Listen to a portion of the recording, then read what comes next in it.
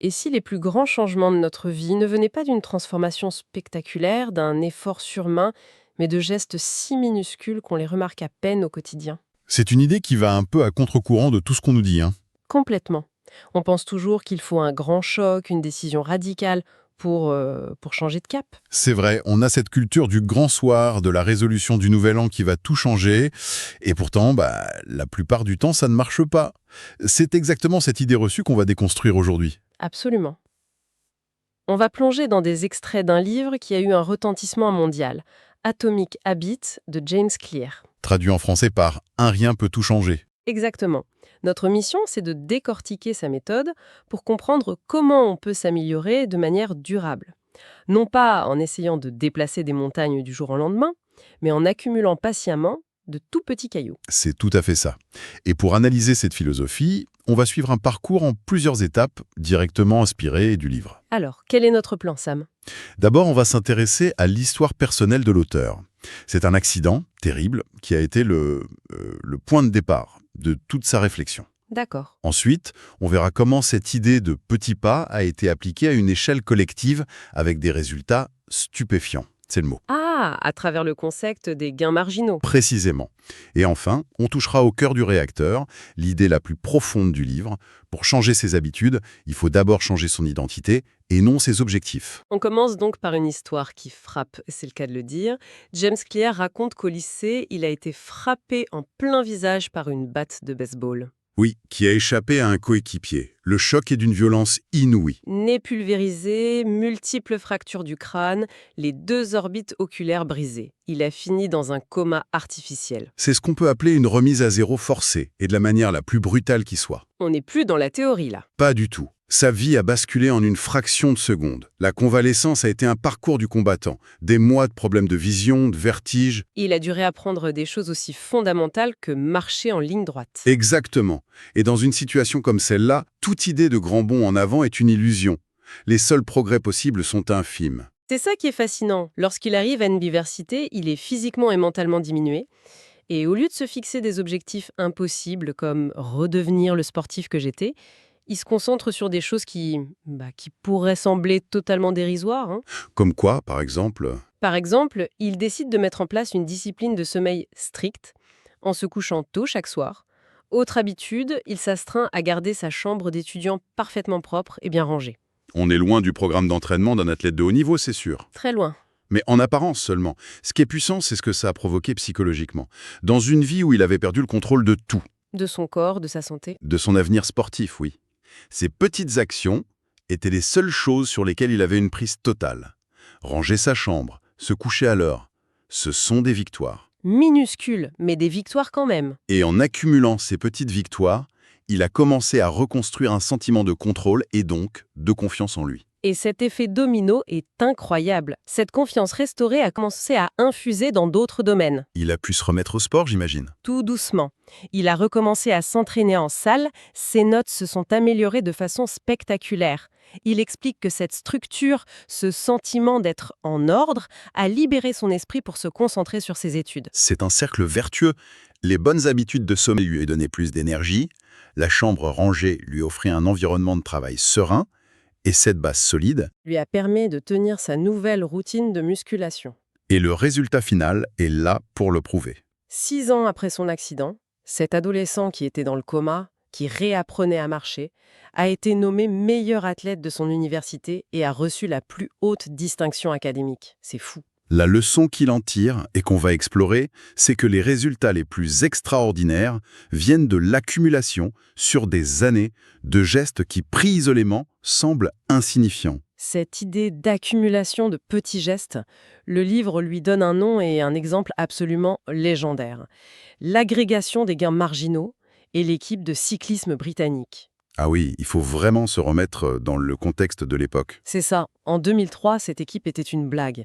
En presque 100 ans d'histoire, une seule médaille d'or olympique. C'était tellement la honte qu'un grand fabricant de vélos avait carrément refusé de leur vendre du matériel, Oui. par peur que ça nuise à l'image de sa marque.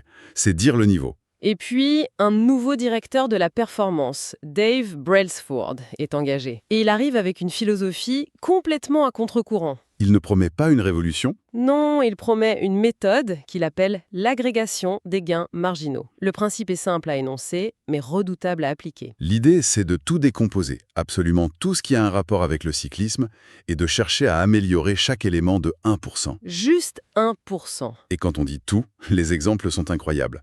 Bien sûr, il y a les choses évidentes. Ils ont revu l'ergonomie des selles, testé des combinaisons en soufflerie, Oui, mis de l'alcool sur les pneus pour améliorer l'adhérence, le classique. voilà. Mais là où ça devient génial, c'est dans les détails auxquels personne n'avait jamais pensé. C'est là que la méthode prend toute sa dimension. Ils ont testé des dizaines de gels de massage pour voir lequel permettait la meilleure récupération musculaire. Ils ont embauché un chirurgien. Oui, mais non pas pour opérer. Pour apprendre aux cyclistes la technique parfaite pour se laver les mains, Dans quel but? pour réduire le risque d'attraper un rhume qui pourrait perturber leur entraînement. C'est fou. Et ça continue, hein. Ils ont analysé le type d'oreiller et de matelas qui offrait le sommeil le plus réparateur pour chaque athlète individuellement. Et mon détail préféré, celui qui illustre le mieux la démarche. Le camion blanc. Le camion blanc. Ils ont fait peindre l'intérieur du camion de l'équipe en blanc. La raison, Pour repérer plus facilement la moindre poussière. qui pourrait s'infiltrer dans les mécanismes ultra sensibles des vélos et dégrader leur performance, même de 0,1%. Le résultat de ces centaines d'améliorations de 1% est absolument foudroyant. Les chiffres sont dingues. En 10 ans, entre 2007 et 2017, l'équipe britannique a raflé 178 championnats du monde, 66 médailles d'or aux Jeux olympiques ou paralympiques et a remporté 5 Tours de France. C'est tout simplement la période la plus dominante de l'histoire du cyclisme pour une seule et même nation. Attendez, mais est-ce que c'est vraiment crédible? Tout ça juste à cause d'oreillers et de peinture blanche. On a du mal à croire que de si petites choses puissent avoir un impact aussi énorme. C'est une excellente question parce que ça semble magique. Mais derrière, il y a une logique mathématique et psychologique qui est implacable. D'accord, alors, la logique mathématique d'abord. C'est celle des intérêts composés. Si on s'améliore de 1% chaque jour pendant un an, à la fin, on n'est pas 365% meilleur. Non. Avec l'effet cumulé, on est près de 38 fois meilleur. Et à l'inverse? À l'inverse, si on se dégrade de 1% chaque jour, on finit quasiment à zéro. Les habitudes sont, et c'est la phrase clé du livre, l'intérêt composé de l'amélioration de soi. Arrêtons-nous sur cette phrase. L'intérêt composé de l'amélioration de soi.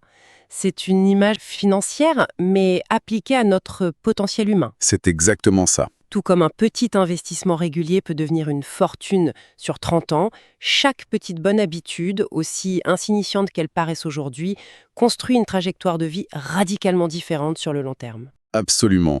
C'est peut-être l'idée la plus puissante de toute cette analyse. Et sur le plan psychologique, il y a un autre concept fondamental pour comprendre pourquoi on abandonne si souvent. Le plateau du potentiel latent. Oui, c'est cette phase initiale très frustrante où l'on fournit des efforts, mais où l'on ne voit aucun résultat. L'analogie du livre avec le glaçon est parfaite pour ça. Elle est géniale. Imaginez un glaçon dans une pièce à moins 5 degrés. Vous commencez à chauffer la pièce, moins 4, moins 3, moins 2, moins 1. Et il ne se passe rien. Le glaçon est toujours un glaçon. Et puis, à 0 degré, il commence à fondre. Le changement n'est pas venu du dernier degré. Il est le résultat de toute l'énergie qui a été stockée auparavant. Et la plupart des gens abandonnent à moins 1 degré. Voilà, en pensant que leurs efforts sont vains. La patience n'est pas une vertu, c'est une nécessité stratégique. Ça me parle tellement. C'est ce qui se passe quand on apprend une langue ou un instrument. On a l'impression de stagner pendant des mois, et puis un jour, clic, quelque chose se débloque. Le travail n'était pas perdu, il était latent. C'est exactement ça. La valeur des petites habitudes se révèle avec le temps. Ce concept du plateau du potentiel latent est crucial. C'est là que la plupart des gens abandonnent. Mais si on arrive à passer ce cap, comment on s'assure que les habitudes tiennent? Le livre propose une idée assez radicale. Très radical. Opposer les objectifs et ce qu'il appelle les systèmes. Oublier les objectifs. Ça va à l'encontre de tout ce qu'on apprend, non? C'est très provocateur en effet.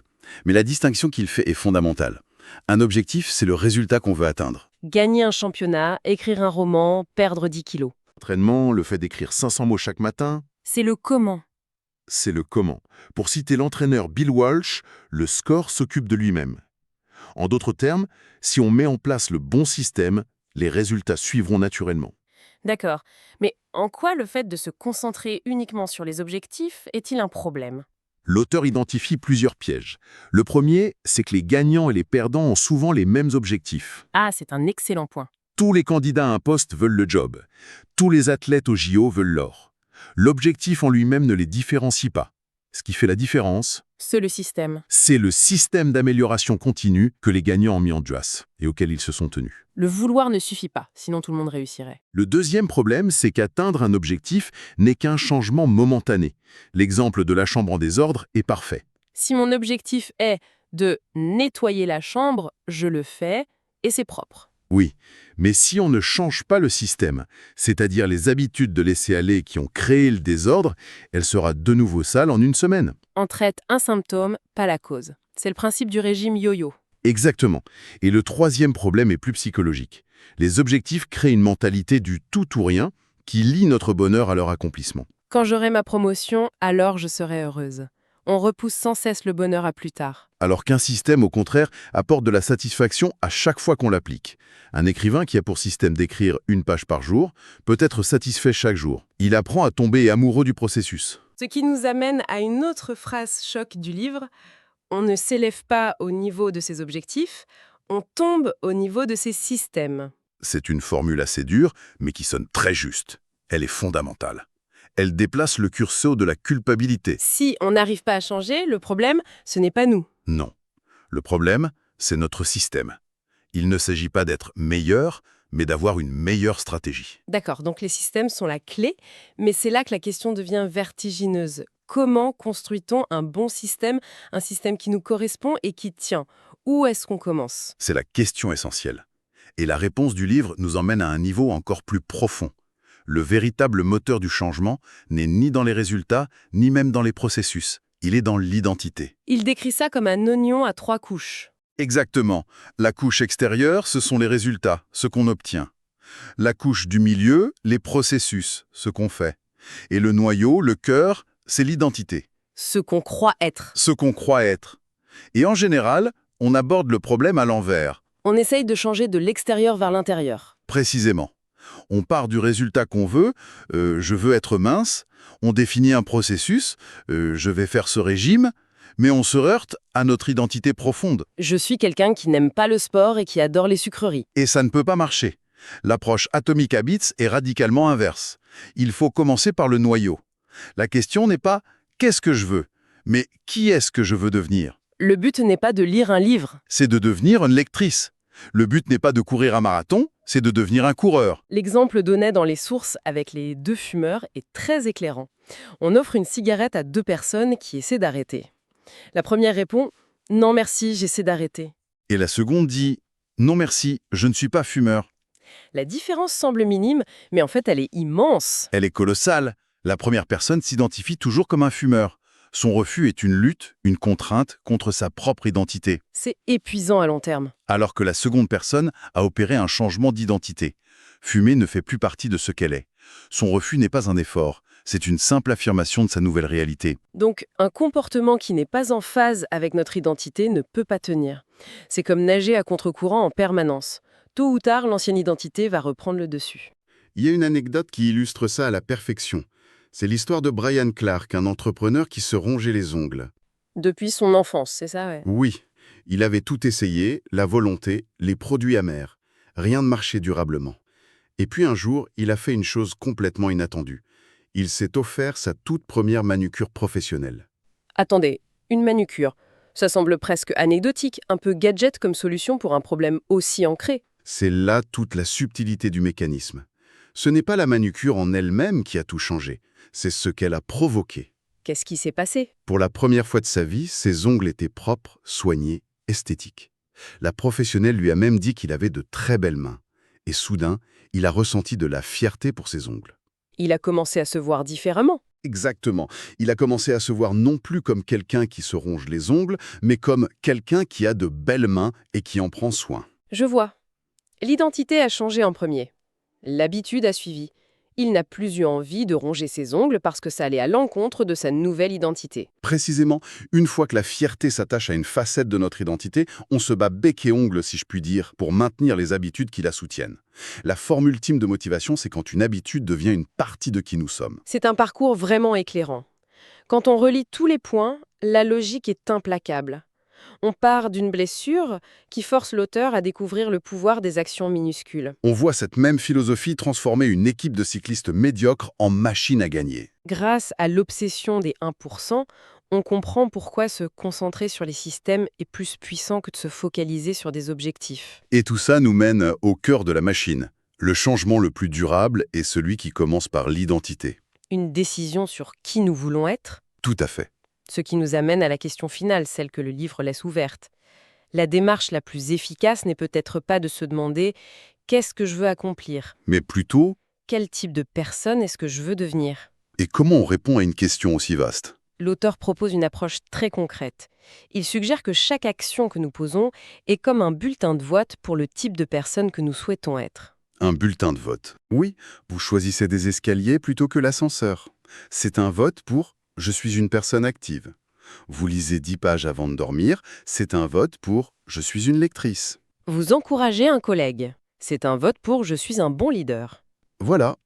Aucune action seule ne transforme une identité, mais au fur et à mesure que les votes s'accumulent, les preuves de votre nouvelle identité se construisent. C'est une belle image. La question à laisser en suspens est donc la suivante. Quel est le tout petit geste, le vote minuscule, qui pourrait être posé aujourd'hui pour commencer à construire les preuves de l'identité à laquelle on aspire? Bon, aujourd'hui on se penche sur une question que, je pense, tout le monde se pose un jour ou l'autre. Ah oui. Pourquoi certaines habitudes sont, complètement irrésistibles, alors que d'autres, comme aller à la salle de sport, c'est un vrai calvaire? C'est vrai. On a tous cette impression d'être attirés par un truc sans trop savoir pourquoi. C'est un peu comme si notre cerveau était notre meilleur ennemi, parfois. Alors, aujourd'hui, on va un peu mener l'enquête. On se transforme en détective de notre propre comportement pour comprendre ce qui se cache derrière tout ça. J'aime bien l'idée. Et pour nous aider, on a un dossier assez fascinant. Ce sont des extraits qui explorent justement la psychologie de nos habitudes. La mission, si on l'accepte, c'est de déchiffrer ce que l'auteur appelle la deuxième loi du changement. Comment rendre une habitude, attractive. Exactement.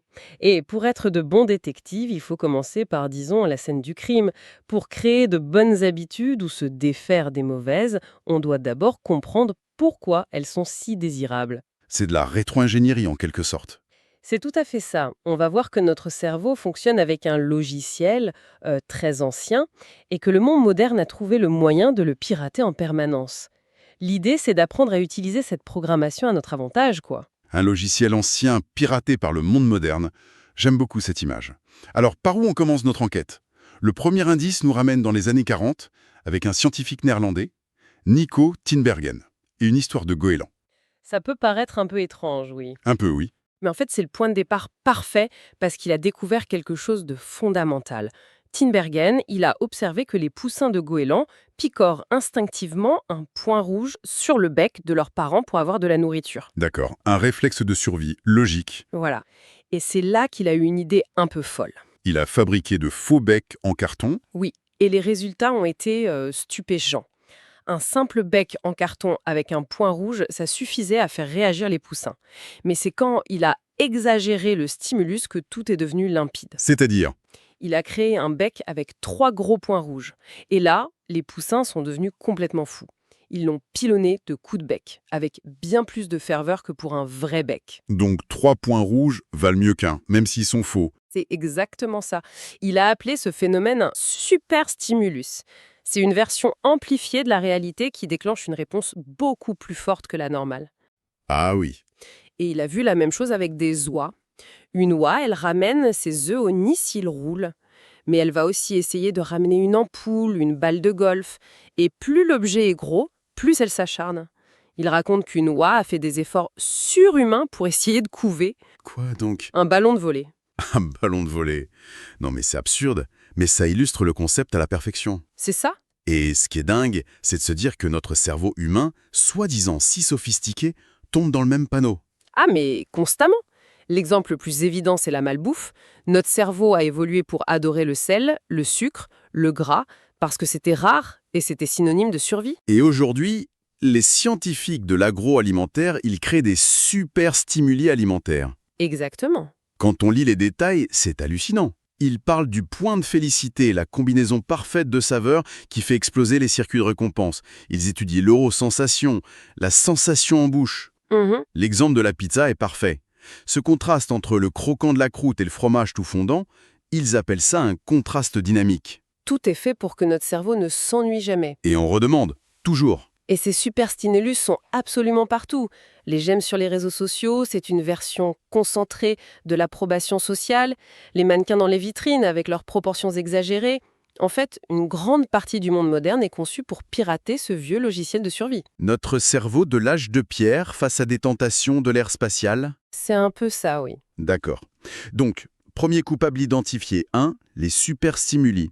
Mais il doit y avoir un complice à l'intérieur de notre cerveau, un mécanisme chimique qui nous rend si vulnérables. J'imagine qu'on va parler du suspect habituel, la dopamine. Le suspect habituel, oui, mais son rôle est souvent très mal compris.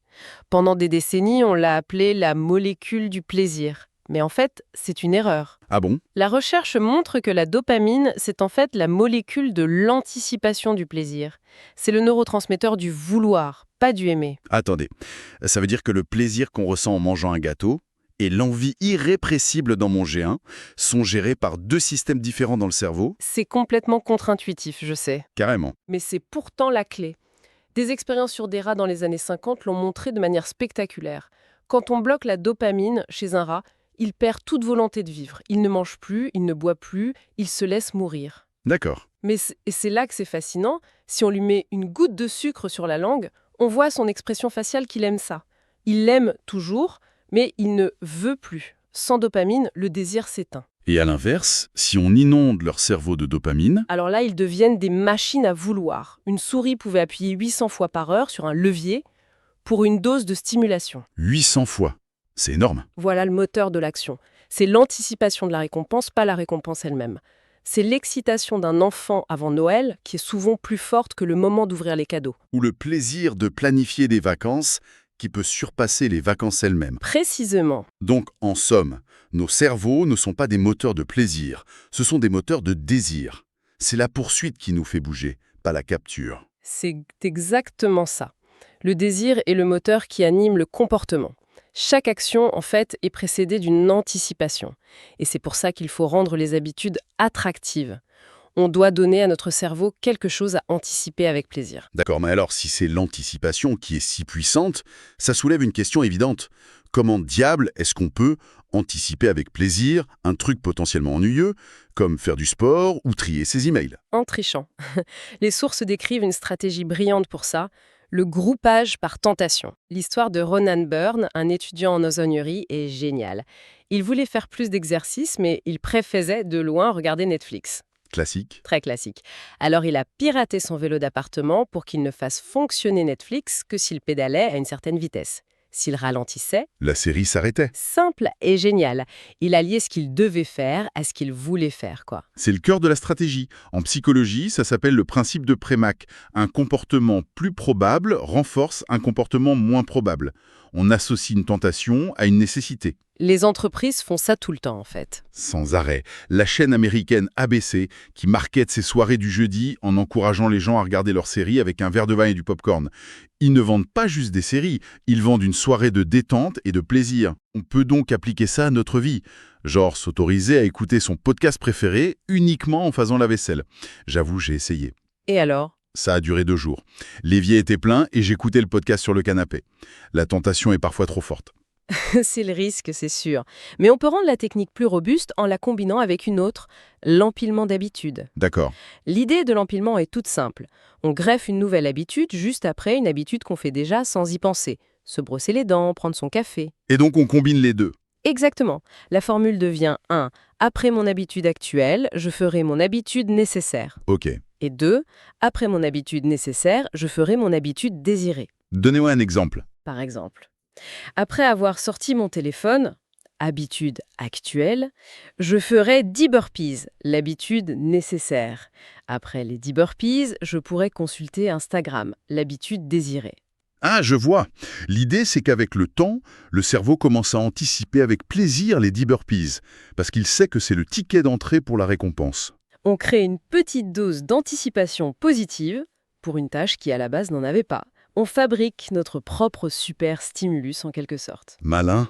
Mais il y a une autre force d'attraction. Et c'est peut-être la plus puissante de toutes. Laquelle? L'influence des autres. Ah oui. Et pour illustrer ça, l'histoire des sœurs Polgar est incroyable. Leur père, Laszlo, un psychologue hongrois, était convaincu d'une chose. Le génie n'est pas inné, il se fabrique. Une conviction très forte. Et pour le prouver, il a transformé la vie de ses 3 filles en une expérience sur les échecs. C'était une immersion totale. La maison était remplie de livres d'échecs. Elles jouaient en permanence. Leur vie entière était dédiée à ça. Et le résultat est juste ahurissant. Les 3 sont devenues des championnes. Judith, la plus jeune, Est devenue la meilleure joueuse mondiale de tous les temps. c'est fou. Mais le plus frappant, c'est qu'elles ont dit qu'elles adoraient ça. Ce n'était pas une corvée. Et pourquoi? Parce que dans leur culture familiale, jouer aux échecs était normal. C'était valorisé, c'était la norme. Donc, c'était attractif. C'est un exemple extrême, mais qui révèle une vérité simple. Nous sommes des animaux sociaux. Notre besoin le plus profond est d'appartenir à un groupe. Et pour ça, on est programmé pour imiter les habitudes de 3 groupes en particulier. Lesquels? Premièrement, les proches, la famille, les amis. La proximité est incroyablement puissante. Une étude a montré qu'avoir un ami qui devient obèse augmente nos propres chances de 57%. 57%, c'est énorme.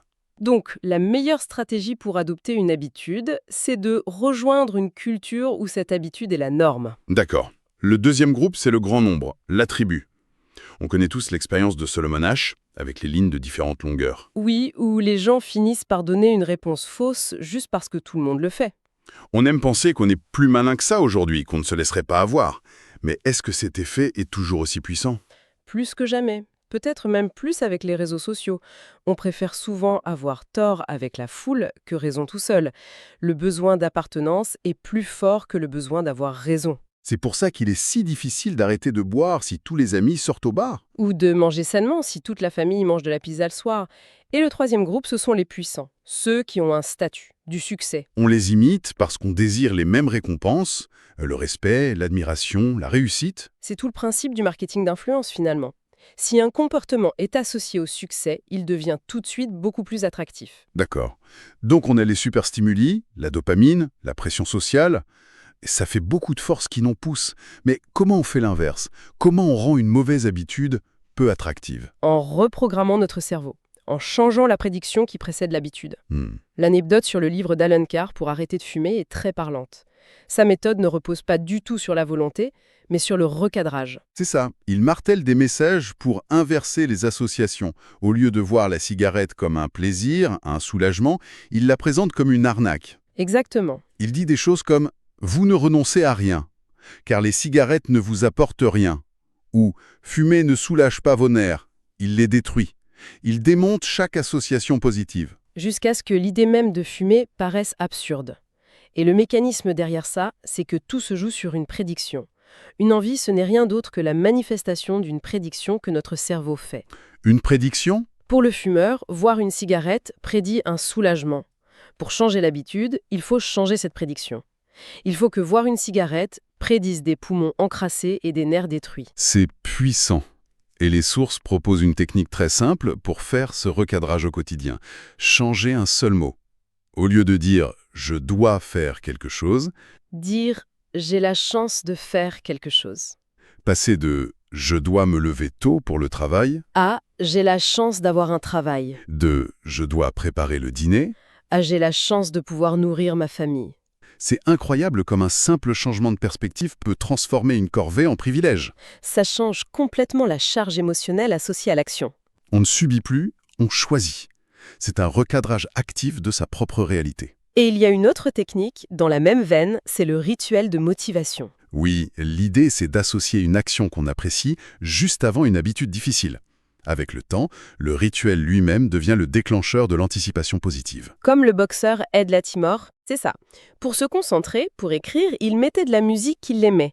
Après des dizaines de répétitions, il a remarqué que le simple fait de mettre ses écouteurs, même sans musique, suffisait à le mettre dans un état de concentration intense. Le geste était devenu le signal.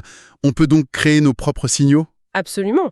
On peut créer un rituel du bonheur. Par exemple, juste avant de faire quelque chose qu'on adore, comme caresser son chien, on prend 3 grandes respirations et on sourit. Si on répète ça tous les jours, le cerveau va finir par associer le simple fait de respirer et de sourire à ce sentiment de bien-être. Le rituel devient une sorte de télécommande pour notre état émotionnel. Exactement. Bon, notre enquête arrive à sa fin et le tableau est bien plus clair. Le moteur de nos habitudes, c'est l'attraction.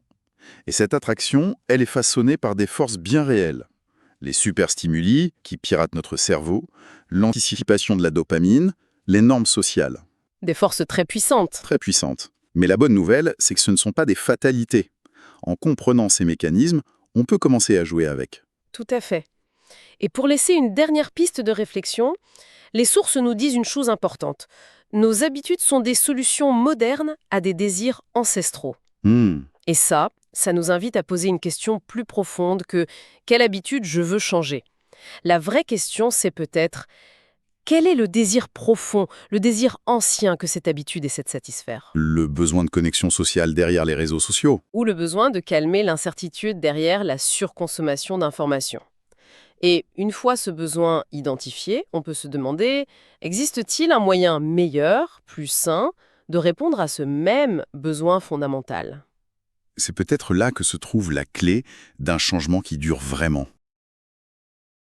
Tu sais, on est souvent face à un drôle de paradoxe. On passe un temps fou à essayer de rendre nos habitudes automatiques pour ne plus avoir à y penser. Et un jour, on se rend compte que cet automatisme, c'est devenu un piège, une routine qui nous empêche de progresser. C'est exactement ça. Et c'est vraiment la question centrale qui ressort des documents qu'on a parcourus cette semaine. À quel moment une habitude cesse d'être un moteur pour devenir un frein? Oui, qu'est-ce qui sépare la simple répétition de la véritable excellence? Exactement. Et les histoires qu'on y trouve sont incroyables. On passe d'une idée un peu folle pour éviter une guerre nucléaire aux routines d'athlètes olympiques ou de comédiens de génie. C'est ce qui est passionnant. On va essayer de décortiquer tout ça pour en extraire des principes, des stratégies, pour que nos habitudes nous mènent vers la maîtrise et pas la stagnation. Et pour commencer, il y a cette anecdote sur la guerre froide qui est absolument glaçante. Ah oui, celle de Roger Fisher, le spécialiste en négociation de Harvard. C'est ça. Il partait d'un constat terrifiant. Le président américain pouvait anéantir des millions de vies sans jamais voir une seule victime. Une décision complètement abstraite. Totalement. Ça devient presque un jeu vidéo. Et Fisher, lui, voulait la rendre terriblement concrète. Alors il a proposé une idée, disons radicale. C'est le moins qu'on puisse dire. Il a suggéré de placer les codes de lancement nucléaire dans une petite capsule et d'implanter cette capsule chirurgicalement près du cœur d'un volontaire. D'accord. Ce volontaire suivrait le président partout, tout le temps, avec un grand couteau de boucher à la ceinture. Ah oui, je vois où il veut en venir. Pour avoir les codes, le président devrait, de ses propres mains, tuer cet homme, pour amener la réalité de la mort au cœur de la décision. C'est terrible. Mais le plus fou, c'est la réaction de ses amis du Pentagone. Ils lui ont dit « Mon Dieu, c'est horrible. Devoir tuer quelqu'un fausserait le jugement du président. Il pourrait ne jamais appuyer sur le bouton. » Ce qui était précisément le but en fait. Exactement.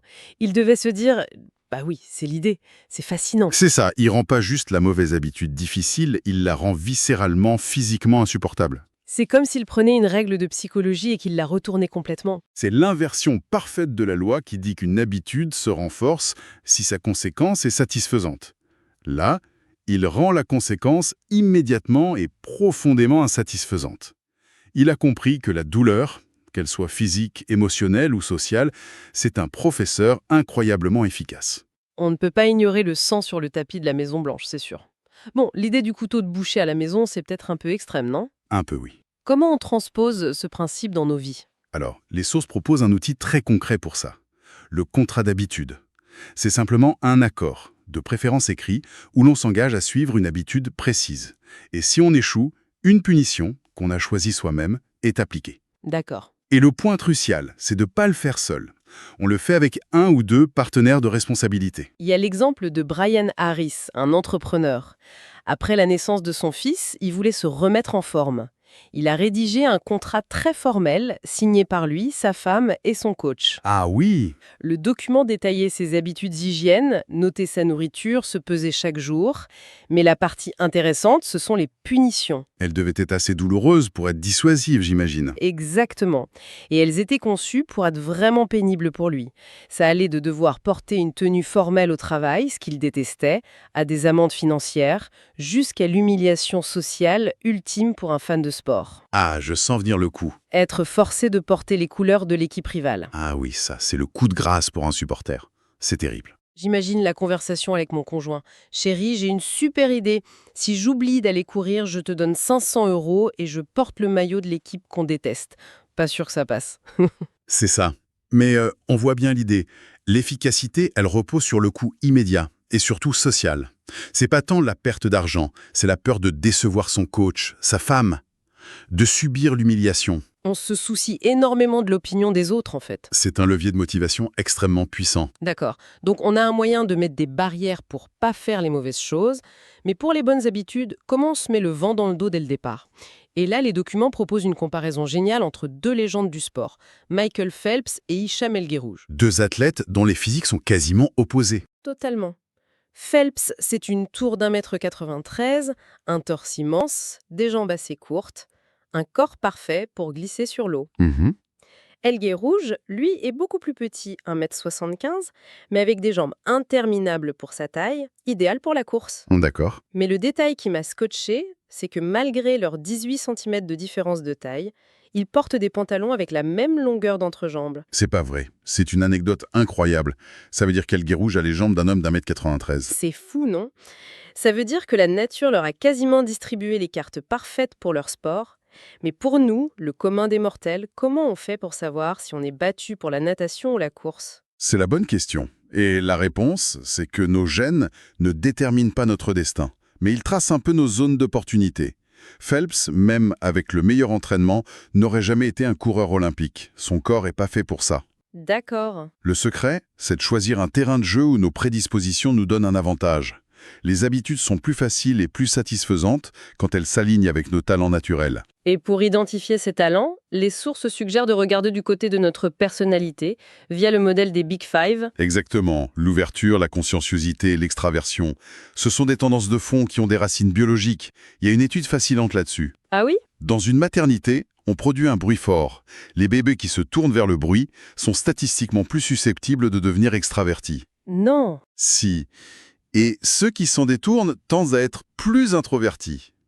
C'est une prédisposition visible dès les premiers jours. C'est dingue. La conclusion pratique, c'est pas de se dire « je suis comme ça, je peux pas changer ». C'est de construire des habitudes qui fonctionnent avec notre personnalité, pas contre. Je vois. Si on est naturellement moins consciencieux, au lieu de se forcer à suivre un plan hyper rigide qui va nous frustrer, on peut plutôt miser sur l'aménagement de notre environnement. L'essentiel, c'est de choisir le jeu qui nous convient, pas forcément le plus populaire. C'est un point crucial. Mais admettons qu'on ait trouvé l'habitude parfaite, celle qui nous correspond. On est super motivé au début, et puis, inévitablement, l'enthousiasme retombe, la nouveauté s'estompe, et c'est là que le vrai défi commence. Et là, l'histoire de l'humoriste Steve Martin est une leçon magistrale. On a l'image du génie comique qui a explosé du jour au lendemain. Mais en réalité, est très différente. C'est un marathon. Il a commencé à 10 ans en vendant des guides à Disneyland. Puis il a bossé dans la boutique de magie. Il a commencé le stand-up adolescent dans des clubs minuscules, souvent presque vides. Une fois, il a littéralement joué devant une salle vide. 18 ans de travail avant le succès. Lui-même, il résume sa carrière en 10 ans. 10 ans pour apprendre, 4 ans pour peaufiner et 4 ans de succès fou. C'est incroyable. On dirait qu'il a trouvé le moyen de rendre le processus intéressant en soi, même quand il n'y avait aucune récompense, aucun rire. Il visait pas la gloire, mais un tout petit progrès chaque soir. Tu mets le doigt sur un principe psychologique fondamental que les sources appellent la règle de boucle d'or. The Goldilocks Rule, oui. Notre cerveau atteint un pic de motivation quand on travaille sur une tâche qui est juste à la limite de nos capacités. Ni trop facile, ni trop difficile. Juste ce qu'il faut. C'est dans cette zone qu'on peut atteindre l'état de flow. Les recherches suggèrent que le défi doit être environ 4% au-delà de notre niveau de compétence. C'est cet équilibre délicat qui nous garde engagés. Et ça nous amène à ce que les textes appellent la plus grande menace pour le succès. Et ce n'est pas l'échec, Non, c'est l'ennui. exactement. Il y a cette citation d'un coach d'haltérophilie d'élite qui m'a marqué. On lui demande ce qui différencie les meilleurs des autres. Et il répond « Au final, tout se résume à qui peut supporter l'ennui de s'entraîner tous les jours, en faisant les mêmes exercices encore et encore. » Ça change complètement la perspective. La différence entre les pros et les amateurs, c'est pas une passion inépuisable. Non, pas du tout. Les pros aussi y ressentent le manque de motivation. La différence, c'est qu'ils se présentent à l'entraînement malgré tout. Ils continuent. Pour être excellent, il faut être prêt à tomber amoureux de l'ennui. Cette idée de tomber amoureux de l'ennui est tellement contre-intuitif. Mais ça soulève une autre question. Le but d'une habitude, c'est qu'elle devienne automatique. Mais si on réussit, est-ce qu'on ne risque pas de tomber dans le piège du pilote automatique? C'est exactement le dernier grand concept, et le plus subtil. Une fois qu'une habitude est maîtrisée, on l'exécute sans réfléchir. Le problème, c'est qu'on devient moins sensible au feedback. On entre en répétition inconsciente. On laisse passer les petites erreurs, on arrête de chercher à s'améliorer, on stagne. C'est ça. Alors, quelle est la solution? Revenir à un effort conscient tout le temps? Ce serait épuisant. Non, la solution, c'est un cycle. La maîtrise, c'est pas juste des habitudes, c'est une combinaison. Habitude plus pratique délibérée. D'accord? Une fois qu'une compétence est automatisée, elle devient une fondation sur laquelle on peut consciemment construire la suite. Mais pour que ça fonctionne, il faut un ingrédient essentiel, un système de réflexion et de révision. L'exemple des Lakers en 1986 avec leur coach Pat Riley est parfait pour ça. On parle d'une équipe de rêve, pleine de talent, peut-être la meilleure de l'histoire. Et pourtant, cette année-là, ils perdent en play-off de manière humiliante. Voilà. Et Riley en a eu marre d'entendre parler de leur potentiel. Il voulait de l'excellence, soir après soir. Or, il a créé un programme Career Best Effort. L'idée était simple et brillante. Il a calculé les stats de chaque joueur sur leur carrière. Puis, il leur a demandé d'améliorer leur performance de 1% sur la saison. Juste 1%. Mais là où ça devient génial, c'est que le calcul n'incluait pas que les points ou les passes. Il intégrait ce que Riley appelait les actes de héros méconnus. Plonger pour un ballon, aider un coéquipier. Ah oui, il a rendu mesurable l'effort invisible. Il a donné une valeur à ce qui, d'habitude, ne se voit pas dans les stats. Précisément, chaque joueur recevait un score chiffré après chaque match. Le résultat, les Lakers ont remporté le championnat cette année-là et l'année suivante aussi. Et ce principe de mesure et de révision, on le retrouve partout. Les textes citent le marathonien Eliud Kipchoge, qui prend des notes détaillées après chaque entraînement, ou l'humoriste Chris Rock. Le club avec un carnet. Il note tout. Il note méticuleusement la réaction du public à chaque blague. Une petite pause, un rire franc, un silence, tout est noté. Seules les vannes qui ont les meilleures notes survivent. C'est un système de feedback brutal et immédiat. On voit la même chose chez les cadres qui tiennent un journal de décision. Ils notent leurs choix importants, pourquoi ils les ont faits, ce qu'ils attendent comme résultat. Et ils relisent des mois plus tard pour voir où ils ont eu raison ou tort. Exactement. C'est un outil pour affûter non pas une compétence technique, mais son propre jugement. Quand on regarde en arrière, le chemin est assez clair. On commence par rendre les mauvaises habitudes douloureuses, puis on choisit les bonnes en s'alignant sur sa propre nature. Ensuite, on apprend à traverser le désert de l'ennui. Et enfin, on met en place un système de révision pour pas tomber dans la stagnation. C'est un parcours complet. Et pour conclure, j'aimerais laisser une dernière pensée. L'idée de ce journal de décision, c'est de réviser non pas une compétence, mais son propre processus de pensée. La question qu'on peut se poser, c'est donc la suivante.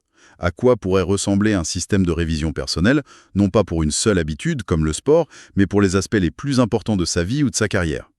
Quels seraient les indicateurs clés à suivre? Et comment une simple révision régulière pourrait nous aider à contrer cette légère baisse de performance qui accompagne la routine?